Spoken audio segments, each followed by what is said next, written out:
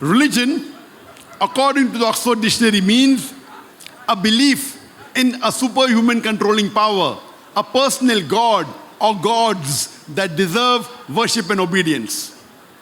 So religion means belief in God. I started the talk by quoting a verse from the Quran, from Surah Al-Imran, chapter number 3, verse number 64, which says, Kul ya ahlal kitab, say, O people of the book, ta'alaw ila kalimatin sawa'im baynana baynakum, come to common terms as between us and you. Which is the first term? Allah na'budu illallah, that we worship none but Allah. Wala nushrika bihi shay'an, that we associate no partners with him. Wala yattakhidha ba'duna ba'dan arbaban min dunillah, that we erect not among ourselves lords and patrons other than Allah. Fine tawallahu. If then they turn back, faqulu shadu, say bear witness, bi anna muslimun, that we are Muslims bowing our will to Allah subhanahu wa ta'ala. This verse of the glorious Quran, according to me, is the master key for doing da'wah. It says, Ta'alaw ila kalimatin sawa'im baynana baynakum, come to common terms as between us and you. When we are speaking with non-Muslims, the best is, let us come to common terms with the other people. And amongst all the terms, the most important point is Allah na'budu illallah, that we worship none but one Allah. In order to understand the concept of God in any religion, the best is to try and understand what the scriptures of that religion has to speak about God. If you understand the concept of God by observing what the followers of the religion are doing, it is not appropriate, because many a times the followers themselves do not know what is mentioned in the authentic scriptures of this religion. So the best and the most appropriate method of understanding the concept of God in any religion is to try and understand what the authentic scriptures of that religion have to speak about God. The major world religions can be broadly divided into Semitic religions and non-Semitic religions.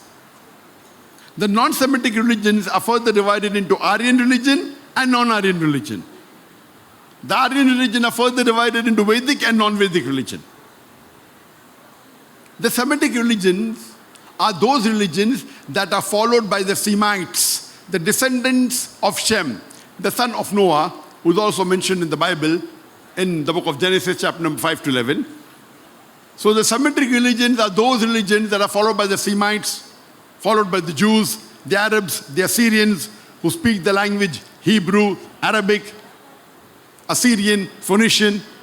The major among the Semitic religions are Judaism, Christianity and Islam.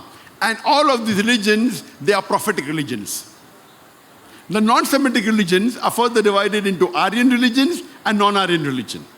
The Aryan religions are those religions that are followed by a powerful group of Indo-European people that spread in Europe and North Indian. And the Aryan religions are further divided into Vedic religion and non-Vedic religion. The Vedic religion has been given the misnomer of Hinduism or Brahmanism.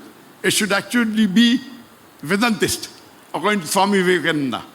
But the people call those who follow the Vedic religion as Hinduism or Brahmanism, but the more appropriate name is Vedantist. The Aryan religions of non-Vedic origins are Buddhism, Sikhism, Jainism, Parsiism, etc. The non-Aryan religions are divided into where they originate from. For example, those that originated from China, that is Confucianism, Taoism, those that originated from Japan, Shintoism, etc. But most of these non-Aryan religions, they do not have a concept of God. That's the reason they're referred more to as ethical systems. So today in my talk, I'll be mainly discussing about Semitic religions and non-Semitic religions of Aryan origin.